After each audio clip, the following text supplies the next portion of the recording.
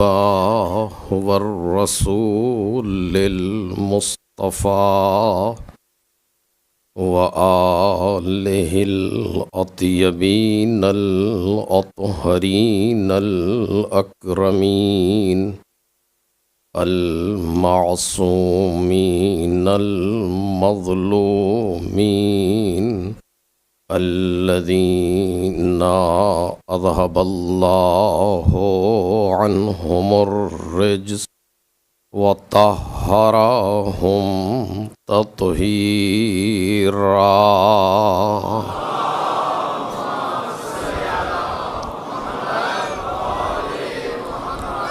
لا سيما الزهراء والسر المستودع فيها واللعن الأبدي على أعدائهم أجمعين.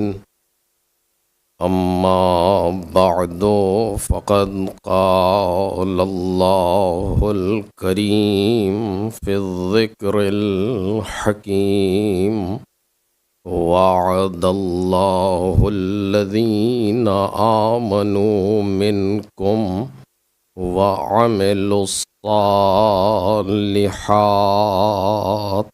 صلوات محمد علیہ.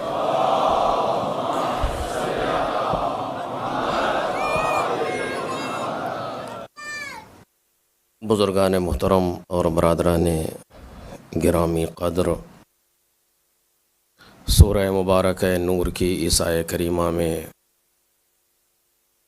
پروردگار عالم ارشاد فرما رہا ہے اپنے مومن اور صالح بندوں سے کچھ وعدے کرتے ہوئے کہ انہیں زمین پر جانشینی اور خلافت عطا کرے گا جیسے ان کے پہلے والوں کو عطا کر چکا ہے، اور جس دین کو ان کے لیے پسند کر لیا ہے اس دین کو استوار اور محکم قرار دے گا، اور ان کو خوف سے امن کی طرف بدل دے گا۔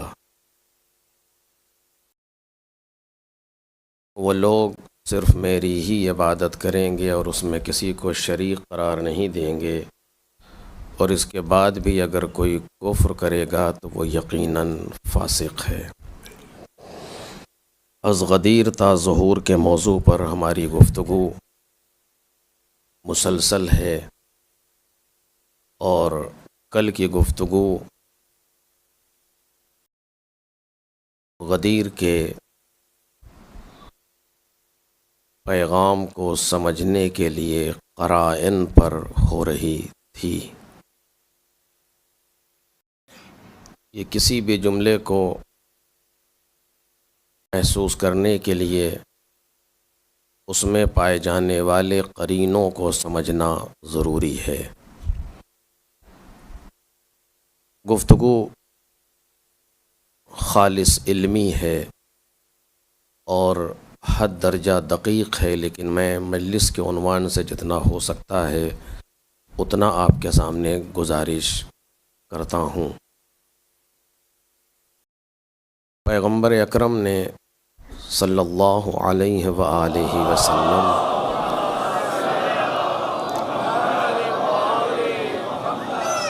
بھی قرائن کو مد نظر رکھا، اور چونکہ رسول آخری رسول ہیں اور جس شریعت کو دے کر کے جا رہے ہیں وہ آخری شریعت ہے، کوئی قانون، کوئی پیغام، کوئی حکم ان کے بعد نہیں آنا ہے۔ ان کا حلال قیامت تک کے لیے حلال اور ان کا حرام قیامت تک کے لیے حرام ہے۔ لہٰذا ضروری تھا کہ سرکار ایسے قرینے چھوڑ کے جائیں کہ جس سے آنے والی نسلیں ہدایت پاتی رہیں۔ ایک سوال جو اکثر بیان ہوتا ہے لوگوں کی طرف سے، مخالفین کی طرف سے بہت زیادہ، اور کبھی کبھی چاہنے والوں کی طرف سے بھی سوال کیا جاتا ہے کہ کیوں اس طرح کی گفتگو کی جائے کہ جس کے لیے قرینے ضروری ہوں، بالکل واضح انداز سے گفتگو کر دی جائے کہ جہاں قرینے کی ضرورت ہی نہ ہو۔ اگر کوئی کہہ رہا ہے 2 اور 2 4 تو اس میں کسی قرینے کی ضرورت نہیں ہے، گفتگو محکم ہے۔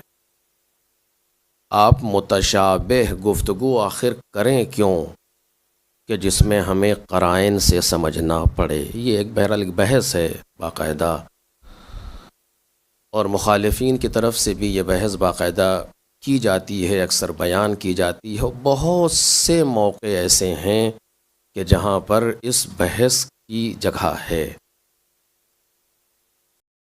میں اس کو چھیڑ تو نہیں سکتا ہوں، آپ کے سامنے صرف اس حد تک بیان کر رہا ہوں کہ مثلا کیوں قرآن مجید میں ائمہ طاہرین کے بالترتیب اسماء گرامی نہیں آ گئے؟ پروردگار عالم کہہ دیتا کہ پیغمبر کے بعد تمہارے پہلے امام علی ابن ابی طالب، دوسرا امام حسن ابن علی، تیسرا امام حسین ابن علی، الآخر، بات ختم ہو گئی، ہو جاتی بات۔ اب اس میں لوگ جواب دیتے ہیں کہ اگر ایسا ہوتا تو بدل دیا جاتا قرآن مجید کو، اور یوں ہو جاتا اور ایسے ہو جاتا۔ مختلف جوابات ہیں کہ جو علماء نے بیان کیے ہیں کہ جہاں پر تحریف کا امکان تھا، پروردگار عالم نے نہ رکھ کر کے تحریف سے قرآن کو بچا لیا۔ یہ بھی ایک جواب ہے کہ جو عام طور سے دیا جاتا ہے، اور مقامات ہے اس طرح کے کہ جہاں پر ایسی گفتگو ہوتی ہے۔ خود غدیر کے موقع پر بھی یہ گفتگو لوگ کرتے ہیں۔ کیوں ایک ایسی لفظ استعمال کی پیغمبر اکرم نے کہ جہاں معانی مختلف ہوں؟ بالکل سیدھی گفتگو کر دیتے، بالکل سیدھی بات کر دیتے رسول اللہ کہ تم میرے بعد تمہارا جانشین، تمہارا خلیفہ علی ہے، جبکہ البتہ یہ گفتگو کی ہے بعض مقامات پر رسول اللہ نے، ایسا نہیں ہے کہ نہیں کی۔ لیکن غدیر میں جو جملہ مشہور ہے کیا، من کنت مولا فہذا علی مولا، خود لفظ مولا کیوں استعمال کیا رسول اللہ نے؟ کوئی اور لفظ استعمال کرتے، البتہ غدیر میں ہی استعمال کیا۔ میں نے پڑھا آپ کے سامنے خطبے کو، لیکن جو اصل پیغام ہے وہ لفظ مولا سے استعمال ہو رہا ہے، درست؟ خطبے کے درمیان کہا رسول اللہ نے کہ ثم من بعد علی ولیکم و امامکم، اس کے بعد میرے بعد یہ علی ہیں جو تمہارے ولی ہیں، جو تمہارے امام ہیں، خطبے میں کہہ رہے ہیں۔ لیکن ہاتھ پکڑ کے جب پیغمبر نے اٹھایا مولا کائنات کے ہاتھ کو، ہاتھ میں ہاتھ دے کر کے، تو کیا کہا، من کنت مولا ہو فہذا علی مولا، جس کا میں مولا ہوں اس کے یہ علی مولا۔ لفظ مولا کیوں استعمال کیا؟ خوب لفظ خلیفہ استعمال کر دیتے، لفظ جانشین یا لفظ امام استعمال کر دیتے، یا کوئی ایسی محکم لفظ استعمال کر دیتے کہ جس میں کسی قسم کی تردید نہ ہوتی آخر۔ کیوں رسول اللہ صلی اللہ علیہ وآلہ وسلم نے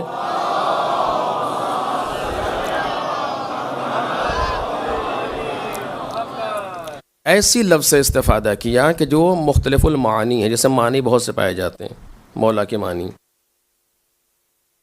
قرآن مجید میں بھی اس طریقے سے ائمہ طاہرین کا نام نہیں آ رہے کھل کر کے۔ بہت سی گفتگو اس طرح کے قرآن مجید میں ہے کہ جہاں پر متشابہ گفتگو ہے، نہیں واضح ہوتا کہ کس طریقے سے ہے بآسانی۔ تو ایسی گفتگو آخر کی کیوں جائے؟ یہ ایک بحث ہے، درست ہے بحث نا؟ سوالات اس طرح کے ذہن میں آتے ہوں گے، آپ کے بھی آتے ہوں گے کہ آخر ایسی بحث کی کیوں جائے کہ جہاں پر ان ساری چیزوں کی جگہ رہ جائے، ان سارے شبہات کی جگہ رہ جائے۔ بہت سے اس کے جوابات ہو سکتے ہیں جو دیے جاتے ہیں، میں بھی انہی میں سے ایک بات آپ کے سامنے علماء کی بیان کی ہوئی رکھ رہا ہوں، اور اسی سے گفتگو آگے بڑھے گی کہ کیوں ایسی جگہوں پر ایسے جوابات دیے جاتے ہیں۔ خوب، چونکہ سرور کائنات آخری نبی ہیں، خوب آپ کی شریعت قیامت تک کے لیے ہے، اب کوئی نبی آنے والا نہیں ہے، یہ ایک مسئلہ۔ لہٰذا گفتگو کو پیغمبر کو ایسے بیان کرنا ہے جو قیامت تک جاری رہے۔ خوب، لہٰذا اس کے لیے قرائن پیغمبر نے رکھے، قرینے حالیہ رکھا، قرینے مقالیہ رکھا، جو میں آپ کے سامنے مسلسل بیان کر رہا ہوں۔ خوب، یہ ایک دوسرا یہ کہ رسول اللہ نے ایسی گفتگو ہی کیوں کی جہاں قرینوں کی ضرورت پڑے؟ درست ہے، یہ ایک سوال جو ابھی میں نے آپ کے سامنے رکھا، اس کے لیے ضروری ہے توجہ کیجیے گا کہ ہم پہلے دنیا کو سمجھیں کہ دنیا ہے کیا، اور اب اگر یہاں سے گفتگو شروع کی جائے تو پھر ایک اشرا پھر اس کے بعد جس پر اس کو بیان کرے انسان، یہاں سے گفتگو شروع ہو، لیکن میں اسے نہیں چھیڑوں گا، صرف ایک اشارہ کہ ہم محسوس کریں کہ دنیا ہے کیا. یہ ایک سوال ہے باقاعدہ، اور اب اس کو توجہ کیجیے گا، بچے توجہ کریں اس پر کہ جہاں سوال ہوتا ہے تو اس کے جواب کے لیے ہم پہلے اس بات کو محسوس کریں کہ دنیا کیا ہے، ہم جہاں ہیں یہ کیا ہے. اس کے لیے ہمارا نظریہ کیا ہے، ہماری نظر کیا ہے، ہم کیسے دیکھ رہے ہیں اس کائنات کو نہیں، اس دنیا کو ہم کیسے دیکھ رہے ہیں جس میں ہم جی رہے ہیں. یہ کون سی جگہ ہے؟ یہ ہمارے رہنے کی جگہ ہے، یہ ہمارے گزرنے کی جگہ ہے. پروردگار عالم نے اس دنیا کو کس چیز سے تعبیر کیا ہے؟ توجہ کیجیے گا، اور اسی پر جواب ہوگا کہ ہم پہلے اس بات کو محسوس کریں. البتہ کسی تقریر میں کہہ چکا ہوں اس بات کو، اور ایک دوسرے انداز سے آپ کے سامنے آج گزارش کرنا چاہتا ہوں موضوع کے اعتبار سے، کہ دنیا آخر یہ ہے کیا. اب بغیر کسی تفصیل کے اور بغیر کسی تفصیل میں جائے ہوئے، یہ دنیا ہمارے اور آپ کے لیے امتحان کی جگہ ہے. اس سے زیادہ دنیا کی کوئی حیثیت نہیں ہے میری نظر میں، اور تمام جو حضرات اس میدان میں جنہوں نے قدم اٹھایا ہے ان کی نظر میں، کہ اس دنیا کی امتحان گاہ سے زیادہ کوئی حیثیت نہیں. ایگزام روم وہی ہے یہ دنیا، بس ہو اس سے زیادہ اس دنیا کا کوئی تصور، کوئی کانسیپٹ نہیں ہے. اس دنیا میں رہنا نہیں ہے، بالآخر جو آیا ہے اسے جانا ہے، جو آیا ہے اس کو جانا ہے. اور میں یہ اکثر کہا کرتا ہوں، پتہ نہیں یہاں کہا کہ نہیں کہا آپ کے سامنے، کہ کہیے تو میں لکھ کر کے دے دوں کہ اس حال میں جتنے لوگ بیٹھے ہیں 100 سال کے بعد ان میں سے ایک بھی زندہ نہیں رہے گا انشاءاللہ، ہے نا.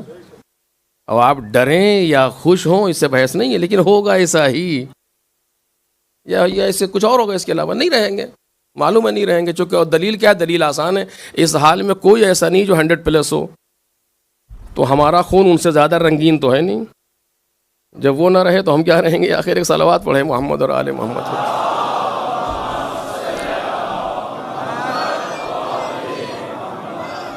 اور اوپر حال والے اور نیچے حال والے خوش نہ ہو، سب کے لیے کہہ رہا ہوں، اسی حال کی بات نہیں ہے. بالآخر جانا ہے دنیا سے، سب کو جانا ہے، یہ طے ہے. کون کب جا رہا ہے یہ نہیں پتا، لیکن جانا سب کو ہے دنیا سے. تو آئے کس لیے ہیں؟ کہ تم رہنے کے لیے نہیں آئے. یا ابن آدم خلقتم للبقاء لا للفنا، اے آدم کی اولاد تجھے باقی رہنے کے لیے پیدا کیا گیا ہے، فنا ہونے کے لیے نہیں. ایک دنیا کے لیے کہا کل من علیہا فان، جو بھی اس کے اوپر ہے اسے فنا ہو جانا ہے. تو ہم کو فنا نہیں ہے، دنیا کو فنا ہے. ہمیں یہاں سے جانا ہے، دنیا فنا ہو جائے گی، ہم چلے جائیں گے. توجہ کریں، اسی لیے اردو ادب نے بہت اچھی لفظ دی ہے، انتقال. موت کو انتقال کہتے ہیں. انتقال یعنی کہیں سے کہیں منتقل ہونا. ایک صلوات پڑھیں محمد اور آل محمد پر.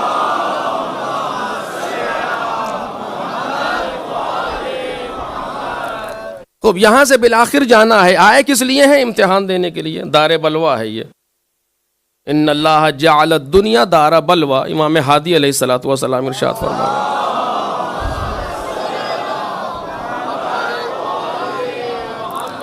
پروردگار عالم نے اس دنیا کو امتحان کی جگہ بیان کیا ہے، امتحان کی جگہ بنایا ہے. اور قرآن میں کتنی آیتیں ہیں جو دنیا کو امتحان سے تعبیر کر رہی ہیں اور انسان کو امتحان دینے والے سے تعبیر کر رہی ہیں. وَلَنَبْلُوَنَّكُمْ بِشَيْءٍ، ہم تمہیں ضرور آزمائیں گے.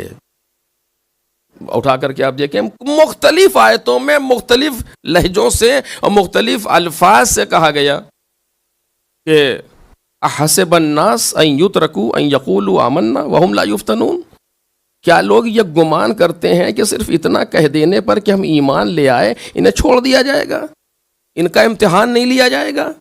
یعنی امتحان مومنین ہی کا تو ہونا ہے، جن میں کچھ صلاحیت ہو جن میں کچھ صلاحیت ہی نہیں، ان کا امتحان لینے کا آخر فائدہ کیا ہے؟ ایک صلوات پڑھے محمد اور آل محمد۔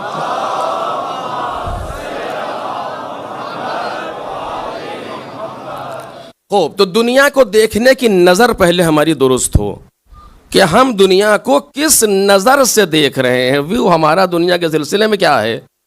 جب ہم اس نظر سے دیکھیں گے کہ دنیا امتحان کی جگہ ہے، تو امتحان کی جگہ پر ایسا ہونا چاہیے کہ لوگ امتحان دے سکیں، ہے نا؟ امتحان کی جگہ پر ایسا ماحول بنانا چاہیے کہ امتحان ہو سکے آخر۔ اگر آپ امتحانات کے سوالات کو ایسے دے دیں کہ جہاں پر خود بخود جواب واضح ہو، تو وہ امتحان ہوگا؟ نہیں ہوگا۔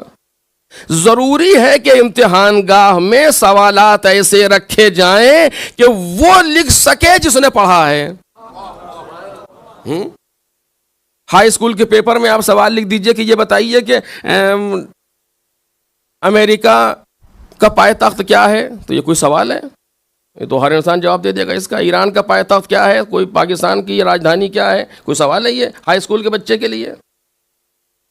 کیوں؟ ایسی بات کہیے کہ جہاں پر وہ پاس ہو جس کے اندر صلاحیت ہے، اور سوال ایسا ہو کہ جب وہ ڈھونڈے تو جواب مل جائے،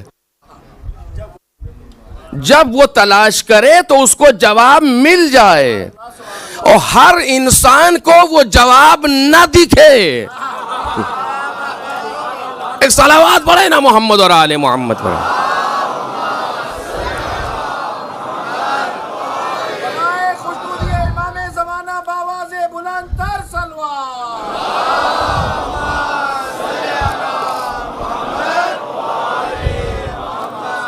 سوال ایسا ہونا چاہیے کہ جب انسان ڈھونڈے، جس نے پڑھا ہے وہ اپنے محفوظات میں تلاش کرے تو جواب مل جائے اسے، یا وہ لے کر کے جائے ڈھونڈنے کے لیے تو کتابوں میں جواب موجود ہو۔ ایسی بات نہ کہیں جس کا جواب نہ ہو، توجہ کریں، ایسی بات نہ کہیں جس کا جواب نہ ہو۔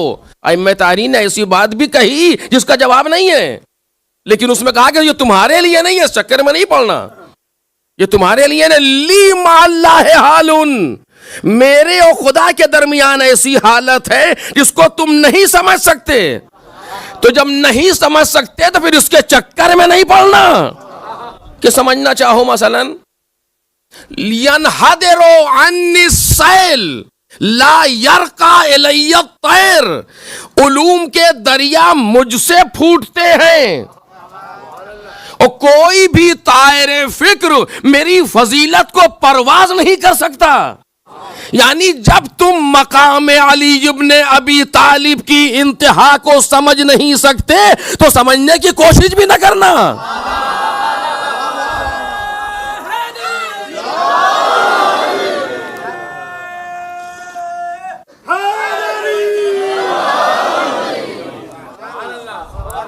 یعنی ایسے سوالات کو بھی دیا گیا کائنات کے اندر، اس کا جواب نہیں ہے تمہارے پاس۔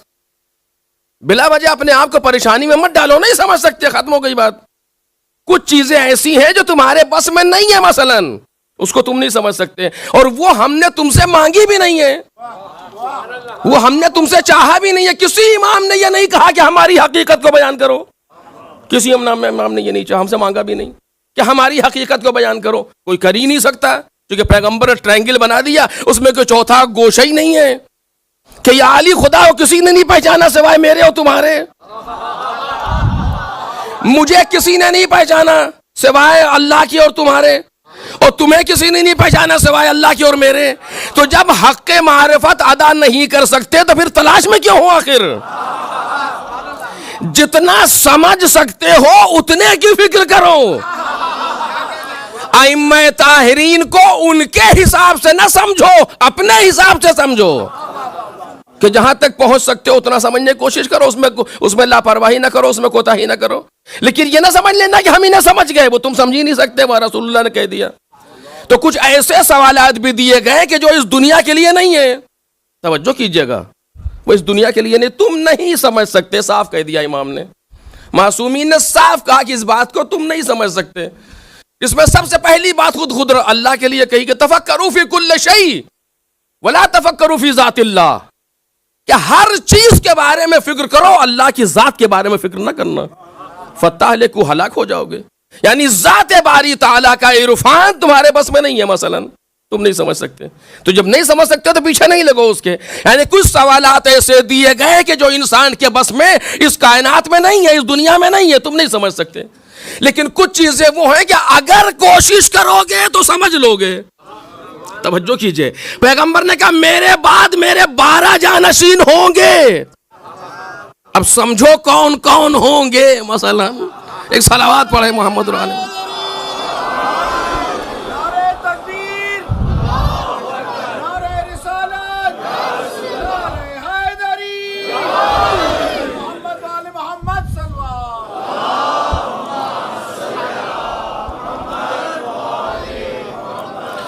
تاریخ انسانیت کا سب سے بڑا امتحان کب ہوگا؟ یہ سوال ہے نا.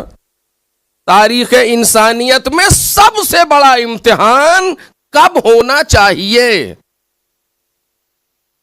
سناٹا بالکل صحیح ہے. کب ہونا چاہیے سب سے بڑا امتحان تاریخ بشریت میں؟ کہا جب سب سے بڑا پڑھانے والا پڑھا چکے. ابھی تو ہوگا جب سب سے بڑا پروفیسر جو ہوگا، جب اس نے لیکچر دے دیا تو اب سب سے بڑا امتحان ہے. کیونکہ علم کمال کی منزل پر آ گیا. رسول اللہ کائنات میں آ گئے. اب ان سے بڑا کوئی معلم کائنات میں دنیا میں نہیں آنا. آخری مرحلے پر آ گئی ہدایت. وہ پیغمبر ہیں. پیغمبر نے 23 سال تک خوب پڑھایا لوگوں کو، اور کسی بھی طرح کی کوئی کمی نہیں چھوڑی. اور اب امتحان کی باری آئی. توجہ کریں.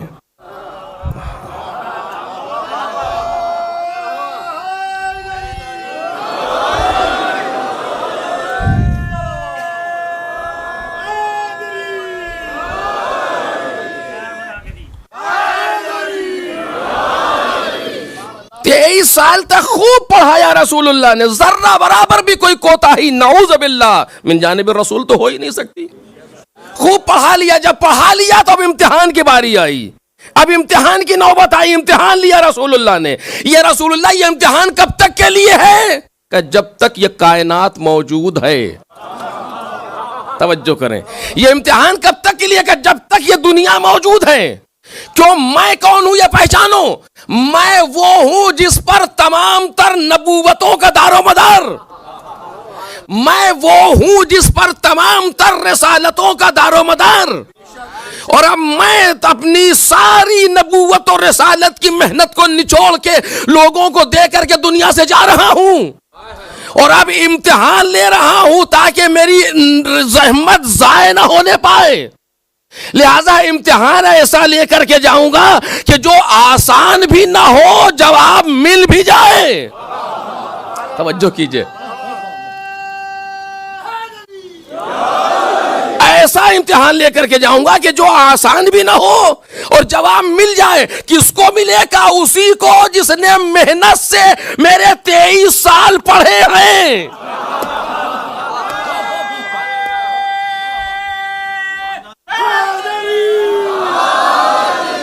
جس نے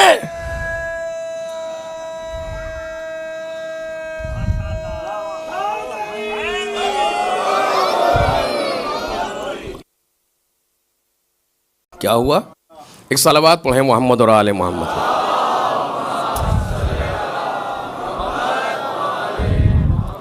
جواب اسی کو ملے جس نے 23 سال میرے کلاس کو ڈھنگ سے اٹینڈ کیا ہو.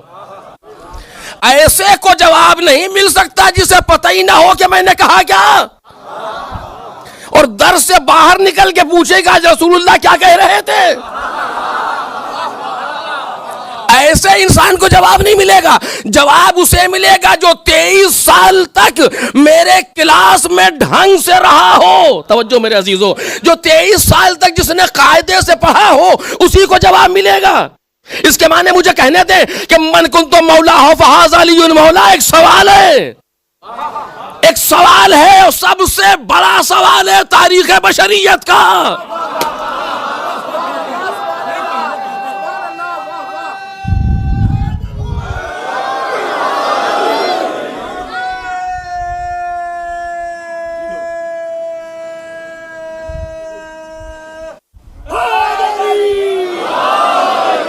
تاریخ بشریت کا سب سے بڑا سوال ہے. اور میں انشاءاللہ کل کی تقریر میں اگر پہنچ سکا تو عرض کروں گا, تاریخ بشریت کا سب سے بڑا سوال ہے. جو تاریخ پر لکھا گیا اس سے بڑا کوئی سوال نہیں. رسول اللہ نے آخری اپنے 23 سال کی زندگی کو نچوڑ کے لکھا, من کنت مولا ہو فہذا علی مولا, جس کا میں مولا ہوں اس کے علی مولا ہیں. اب مولا کے معنی میں لوگ گریں گے, مولا کے معنی میں گریں گے, مولا کے معنی میں پریشان ہوں گے. رسول اللہ کوئی اور لفظ کہیے کا نہیں کہوں گا, اور کوئی واضح لفظ کہیے کا نہیں کہوں گا, اور کوئی صریح لفظ کہیے کا نہیں کہوں گا کہ رسول اللہ کیوں نہیں کہہ رہے کہ امتحان بڑا ہے, امتحان بڑا ہے اس لیے نہیں کہوں گا. اب مولا کے معنی کو وہی سمجھے گا جس نے 23 سال تک ڈھنگ سے پڑھا ہو. اور یہ انہی لوگوں کے لیے نہیں ہے, آج کے لیے بھی ہے. آج اگر مولا کے معنی کو سمجھنا ہے تو صرف غدیر میں نہ سمجھو بلکہ پیغمبر کی 23 سالہ زندگی کو پڑھو, پیغمبر کی 23 سالہ زندگی کو پڑھو, تب من کنت مولا میں مولا کے معنی سمجھ میں آئیں گے. پیغمبر کی زندگی کو دیکھو, کبھی ذوالشیرہ کے جملوں پر غور کرو,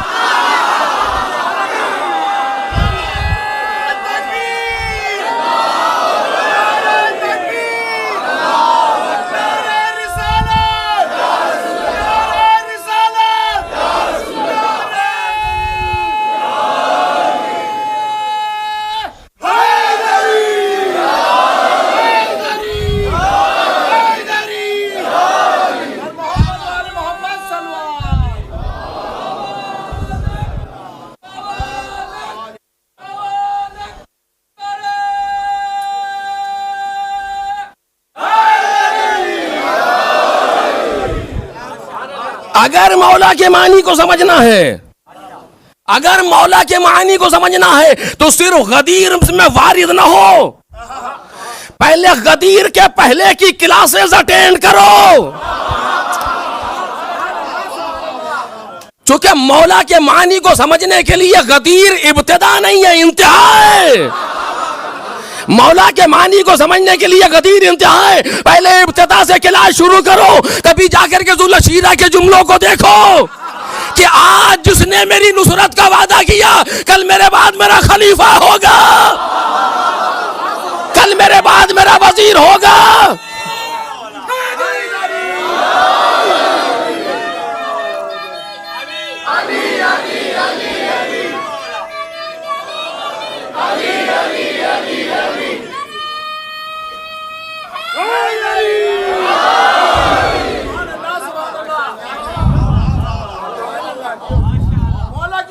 مولانا کی صحت اور سلامتی کے لیے بابا سے بلند تر سلوات.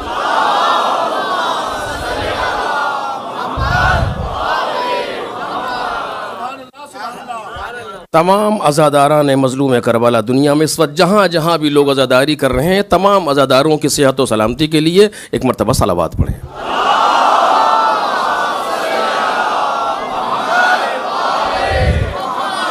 اگر مولا کے معنی کو سمجھنا ہے, چونکہ تاریخ کے دامن کا سب سے بڑا سوال ہے.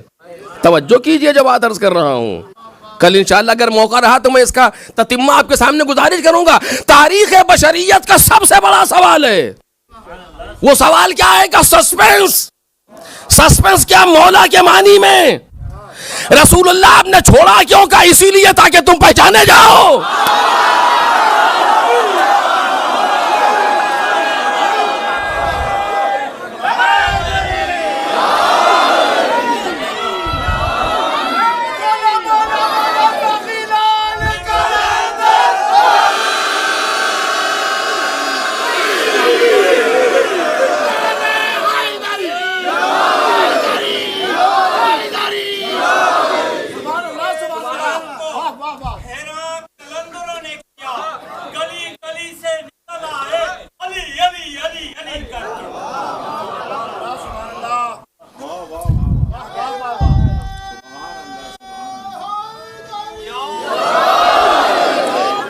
اچھا, چین پولنگ آپ کرتے ہیں, جو نعرے لگائے جاتے ہیں نا، یہ چین پولنگ ہے، گاڑی کو روک لیا جاتا ہے، اس کے بعد وقت اگر آگے چلا جائے تو ڈانٹ ہمیں پڑتی ہے.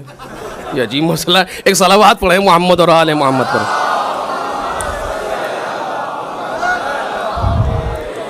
رسول اللہ واضح بیان کریں کہ نہیں کروں گا.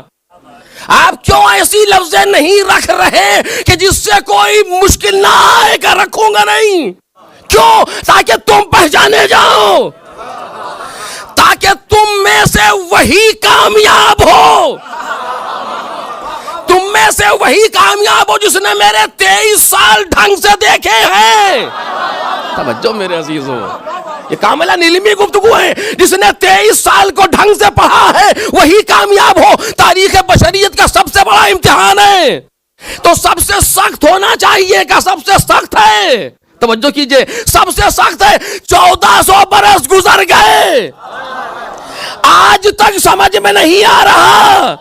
سمجھ میں آئے کیسے؟ سوال سخت ہے.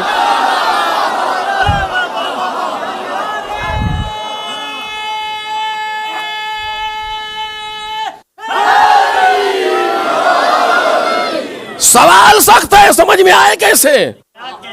تم سمجھ رہے ہو ایک لفظ من کنت مولا ہو فہذا علی مولا اتنا سستا ہے کہ ہر ذہن میں آ جائے. نہیں، سوال ہی نہیں پیدا ہوتا. پہلے پیغمبر کے 23 سال کو ڈھنگ سے پڑھو اور جا کے دیکھو کہ رسول اللہ نے اس لفظ کے جواب کو کہیں دیا ہے یا نہیں. توجہ کریں، اس سوال کے جواب کو رسول اللہ نے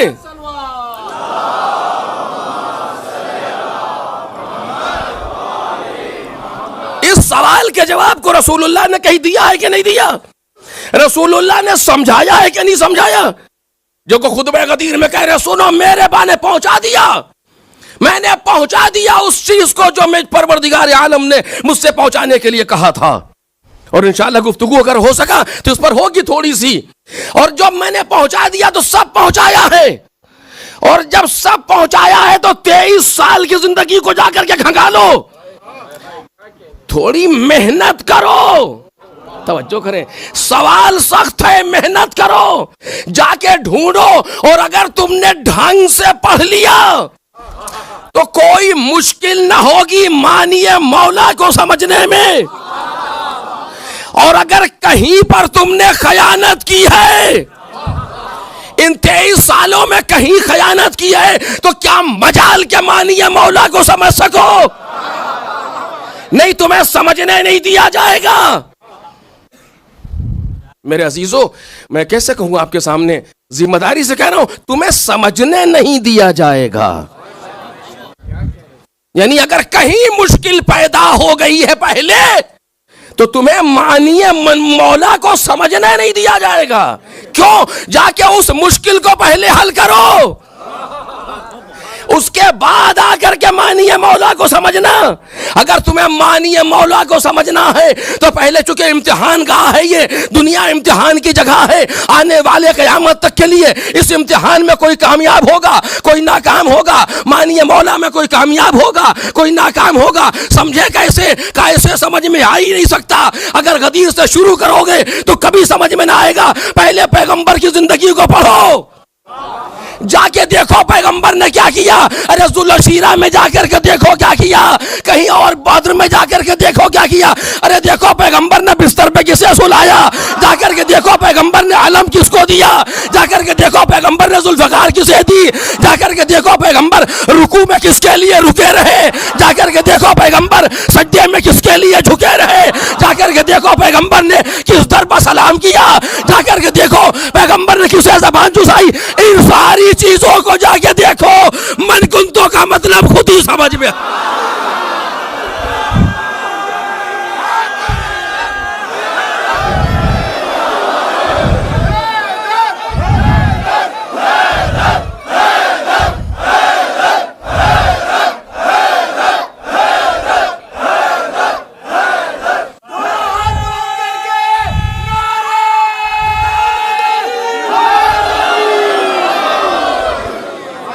دیکھ رہے ہیں؟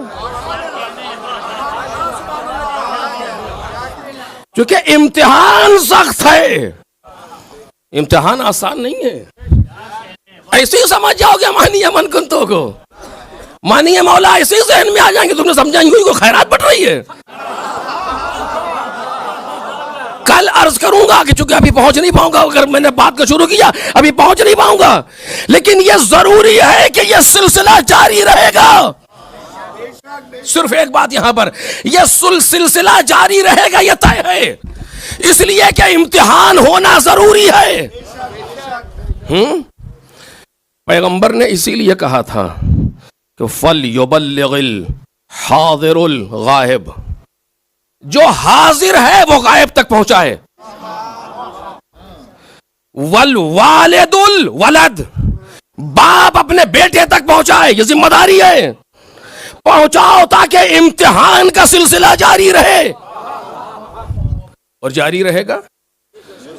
اور میں نے اسی عشرے میں ایک تقریر میں آپ کے سامنے نقل کیا تھا، بس یہ سلسلے کی آخری بات، کہ جناب ابراہیم علیہ الصلوۃ والسلام نے ایک صلوات پڑھیں اللہ کی صلوات،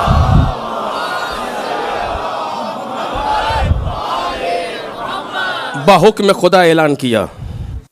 جب کعبے کو بنا لیا اور دیواروں کو اس کی مکمل کر لیا، اور وہ کعبہ جو پتہ نہیں کب بنا تھا اور مسمار ہو گیا تھا، خراب ہو گیا تھا، پھر سے بنا لیا، تو آواز آئی کہ دیکھو اب لوگوں کو بلاؤ میرے گھر کے لیے تاکہ اس کا طواف کریں. اللہ کے نبی، پروردگار میں کیسے بلاؤں، میں یہاں سے کس کو پکاروں اس صحرا سے؟ یہ تمہاری مشکل نہیں ہے، تم جو کر سکتے ہو کرو، باقی ہم کریں گے. علیک العذان و علی البلاغ، تمہارے اوپر بلانا ہے، ہمارے اوپر پہنچانا ہے نا. امام فرماتے ہیں، جناب امام صادق علیہ الصلوۃ والسلام،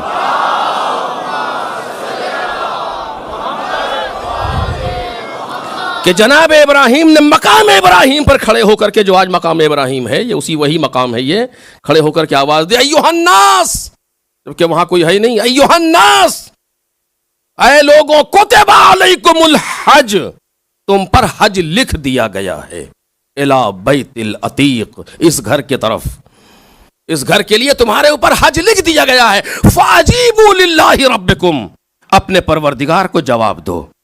امام فرماتے ہیں کہ جناب ابراہیم کی یہ آواز نسلوں میں چلی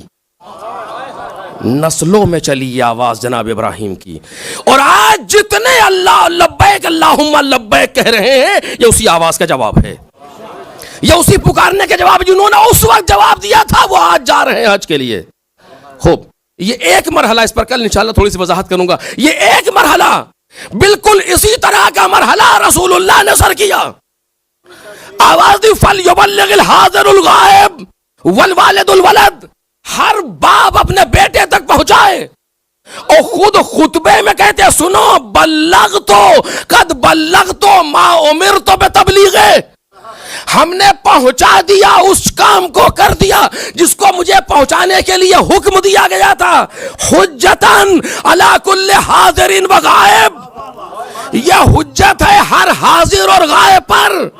علی کل احد ممن شہید او لم یشہد، ہر اس انسان پر حجت ہے جس نے ابھی مشاہدہ کیا یا نہیں کیا.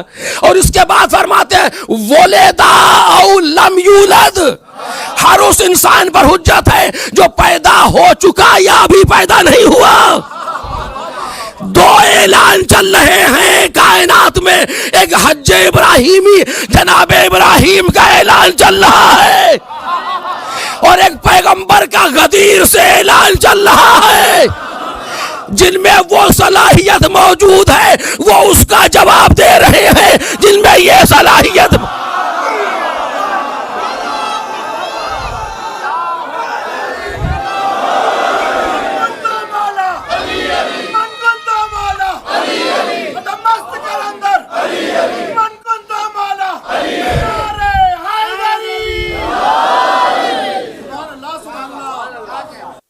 ضروری ہے کہ انسان امتحان کی منزل سے گزرے. اور وہ صلاحیت کیا ہے جو جواب دلوا رہی ہے؟ وہ انشاءاللہ اگر ساتھ دیا توفیق شامل حال ہوئی تو کل انشاءاللہ کچھ تھوڑا سا اس کے بارے میں عرض کروں گا. لیکن یہ امتحان ضروری ہے کائنات میں، اور جس کے رتبے جتنے بلند ہوتے ہیں اس کا امتحان اتنا سخت ہوتا ہے. امتحان کی سختی انسان کی صلاحیتوں کے بلند ہونے کی دلیل ہے. یہ معمولی امتحان نہیں تھا، یہ معمولی امتحان نہیں تھا. جہاں ایک شجاع انسان کو اس کی شجاعت نہ دکھنے میں باندھ دیا جائے، یہ معمولی امتحان نہیں ہے. یہ امتحان سوائے علی کے بیٹے کے کوئی دے نہیں سکتا تھا. جو امتحان دے دیا اس امتحان دینے والے نے 3 دن کی پیاس میں عباس کے لیے جنگ کرنا بہت آسان تھا. اتنا شجاع ہے یہ بیٹا علی کا.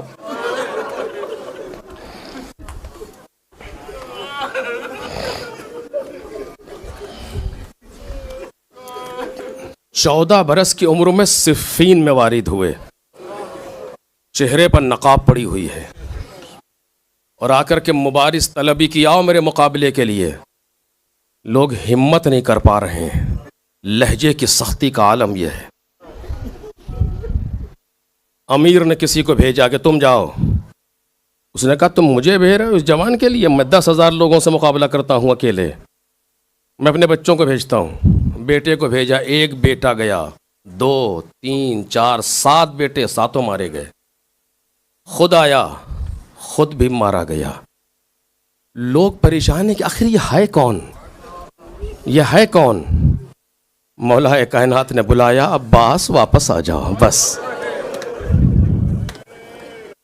نہیں معلوم کیوں بلایا، کہیں میرے لال کو نظر نہ لگ جائے.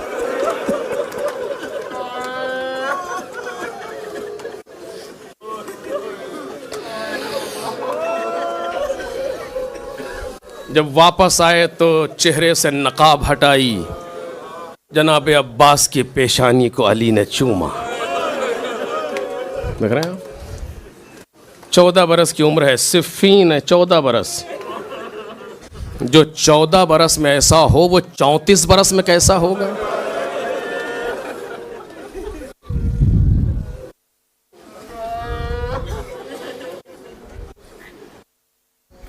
پورا دن ابو الفضل العباس علم لیے ہوئے لشکر کا ایک ایک کو میدان میں بھیج رہے ہیں.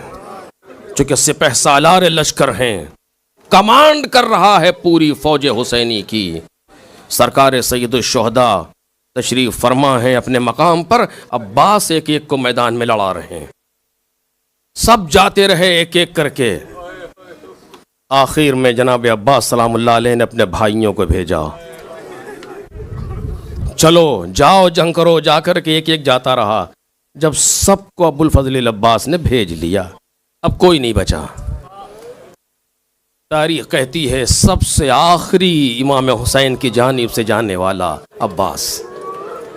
اب صرف 2 بھائی بچے ہیں، ایک 34 سال کا، ایک 57 سال کا. 2 بھائی.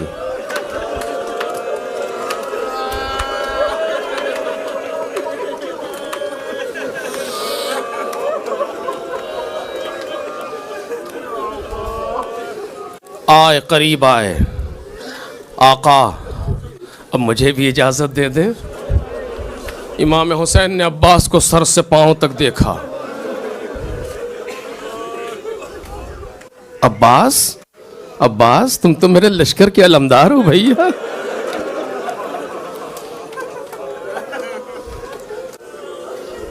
مولا وہ لشکر کہاں ہے جس کی علمداری کرتے؟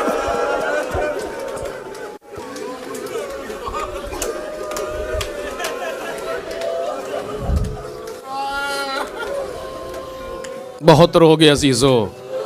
آج 8 محرم ہے.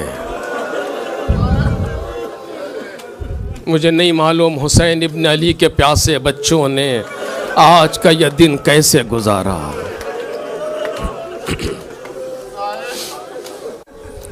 آج اس شخص کا ماتم ہے کہ جس کے جانے سے کیا ہوا یہ ہمیں نہیں پتا. جناب عباس کے جاتے وقت زینب زندہ کیسے رہی نہیں معلوم.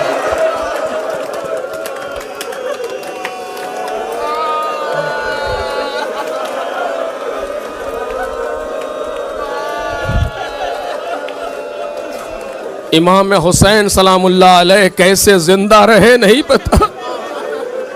ایسا بھائی جس کا نہ رہ جائے، ایسا بھائی جس نے کبھی بھائی نہ کہا ہو، ہمیشہ آقا، ابا عبداللہ، آقا، سید و سردار اس لفظ سے پکارتے ہیں. یاد ہے نا جب مدینے سے قافلہ چلا تھا تو امام حسین نے بلایا تھا این قمر بنی ہاشم، تو آواز آئی لبیک لبیک یا سیدی، اے میرے سید و سردار میں حاضر ہوں. سر سے پاؤں تک حسین ابن علی نے دیکھا، اور اب حسین ابن علی آخر کریں کیا؟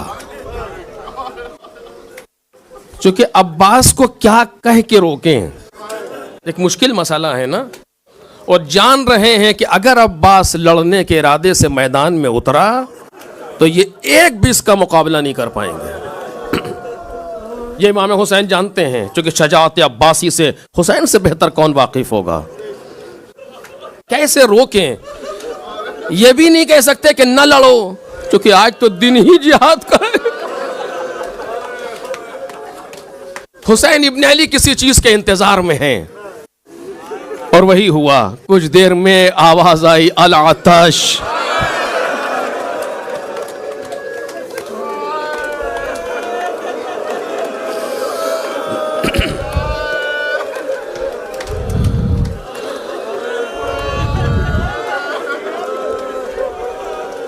عباس جانا چاہتے ہو جاؤ جاؤ، مگر پہلے ان بچوں کے لیے پانی لا دو، پانی کی سبیل کر دو.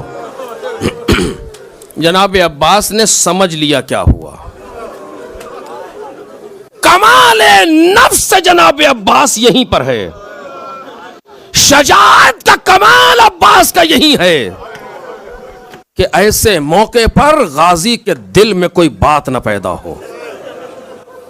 سمجھ رہے ہیں کہ مولا لڑنے کی اجازت نہیں دے رہے، جان رہے ہیں کہ مولا کی مرضی کیا ہے. عباس ہے، بغیر پڑھایا ہوا عالم ہے.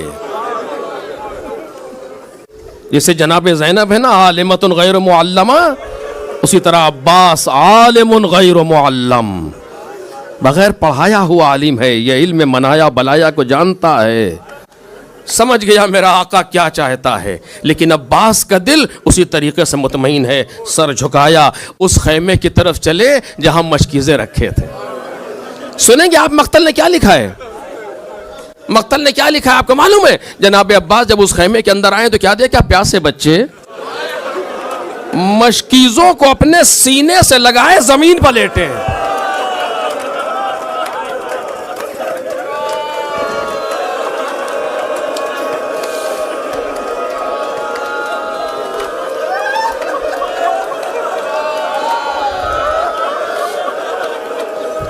دل پھٹ گیا،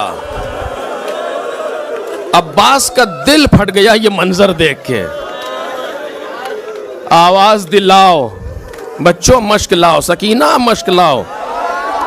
امو کہاں جا رہے ہیں؟ کہ پانی لینے جا رہا ہوں. بچوں سے کہتی بچوں اب پانی کا شکوہ نہ کرنا، میرا چچا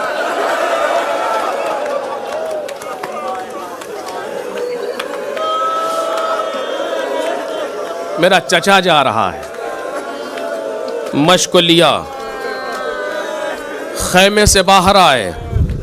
خیمے سے باہر آئے، امام حسین کی پیشانی کا بوسہ دیا، ہاتھوں کو چوما، آگے بڑھے، گھوڑے پر سوار ہوئے. اب یہ وہ لمحہ ہے کہ جہاں حسین ابن علی کیسے زندہ رہے، اپنے بھائی کو جاتے ہوئے دیکھ رہے.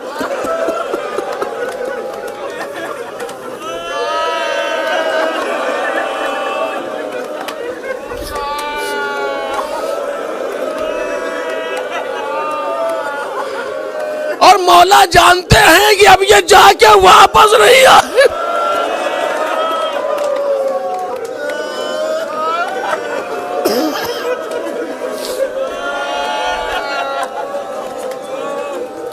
عباس کے چلنے کے انداز کو حسین دیکھ رہے ہیں.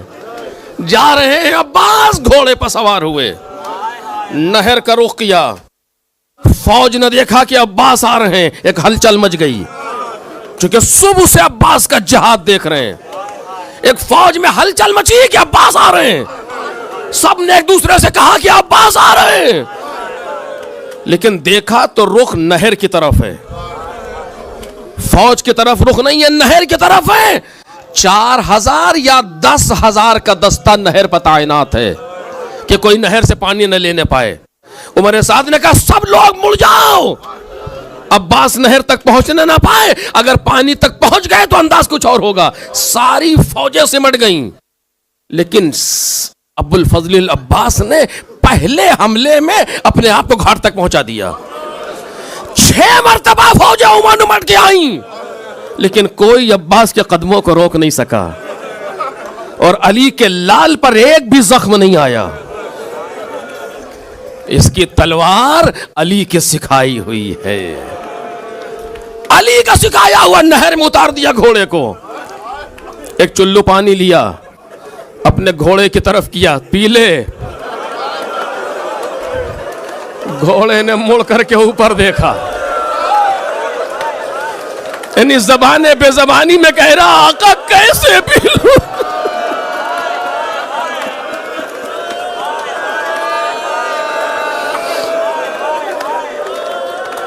نجف کا رخ کیا, پانی کو نہر پر پھینک دیا. بابا وصیت پوری کر دی, بابا وصیت پوری کر دی. پانی کو پھینک دیا, سوکھا مشکیزہ تھا, بھرنے میں وقت لگا. چاروں طرف سے فوجیں سمٹ گئیں. اب عباس نے مشک اٹھایا. آنے اور جانے میں فرق معلوم ہے, جب آ رہے تھے تو توجہ جنگ کی طرف تھی کہ مجھے جنگ کر کے پہنچنا ہے نہر تک, کوئی قدموں کو روک نہیں سکا. لیکن اب جب جا رہے ہیں تو توجہ جنگ پہ نہیں ہے, اس مشکیزے پر ہے.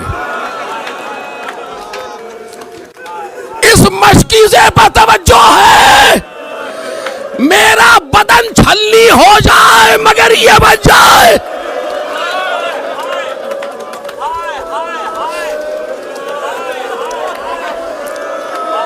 گھوڑے کی پشت پر مشکیزے کو رکھا, اپنے آپ کو مشکیزے پر جھکایا, ایک ہاتھ سے حملہ کرتے ہوئے بڑھے, ایک ہاتھ میں علم لیے ہوئے. کوئی روک نہیں پا رہا عباس کو.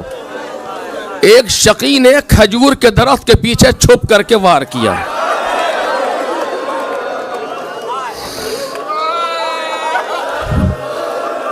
اب کچھ باتیں اور ہیں لیکن عرض نہیں کر سکتا. چھپ کر کے وار کیا, ہاتھ قلم ہو گیا. مشک و علم دونوں بائیں ہاتھ سے عباس سنبھالے ہوئے ہیں, ٹھوکر سے مارتے ہوئے آگے بڑھ رہے ہیں. کچھ دیر میں وار ہوا, بایاں ہاتھ قلم ہو گیا. یہ جملے ہیں مقتل کے. مشکیزے کے تسمے کو دانتوں سے سنبھالا, کٹے ہوئے ہاتھوں سے علم کو سینے سے لگا لیا.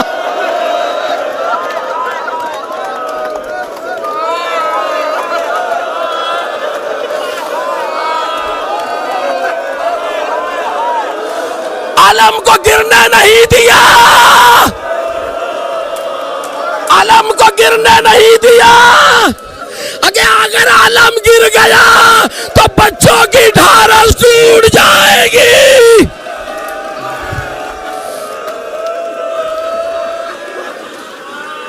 ابھی بھی چلے, ٹھوکروں سے مارتے ہوئے چلے, اپنے آپ کو لٹا دیا مشکیزے پر. فرمولا کہتا ہے میں نے دور سے دیکھا, کوئی طاقت عباس کو روک نہیں پا رہی تھی. میں سمجھ گیا یہ پانی لیے جا رہا ہے. میں نے اپنی جگہ سے نشانہ لیا, مشکیزے پر تیر مارا.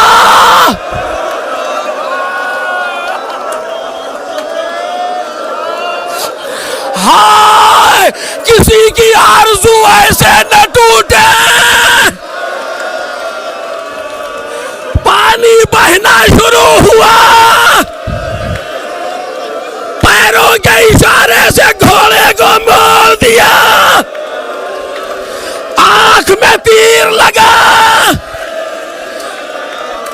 چاہا جھک کر کے گھٹنوں میں دبا کے تیر کھینچے، سر پہ گرز لگا۔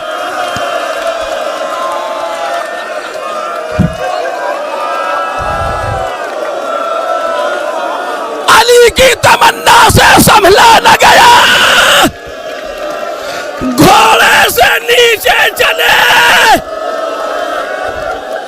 علم بھی گرا، مشکیزہ بھی گرا، عباس بھی گرے۔ ارے جب کوئی گھوڑے سے گرتا تھا تو ہاتھوں کو دیکھتا تھا، ہائے ام البلیل کا لال منہ کے بل۔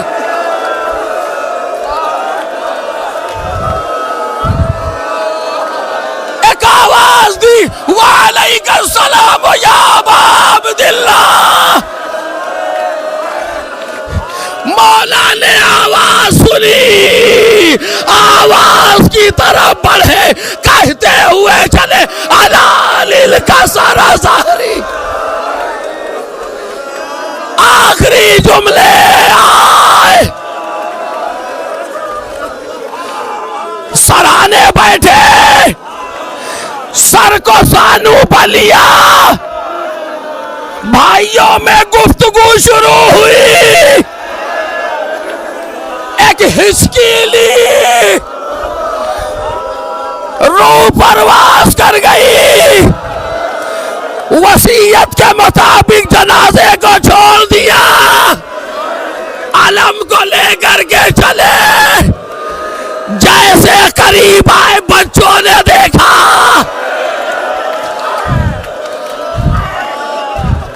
علم مولا کے ہاتھ میں ہے، پوچھنا شروع کیا، چچا عباس کہاں ہے؟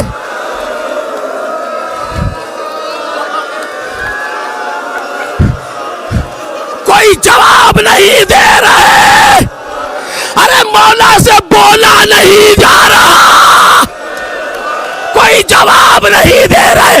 ابو الفضل عباس کے خیمے میں آئے، علم کو لٹا دیا، خیمے کو کھینچ دیا، ارے عباس مارے گئے، بیویاں علم سے لپٹی ہوئی، اے میرے غازی، اے میرے محافظ کہاں رہ گئے؟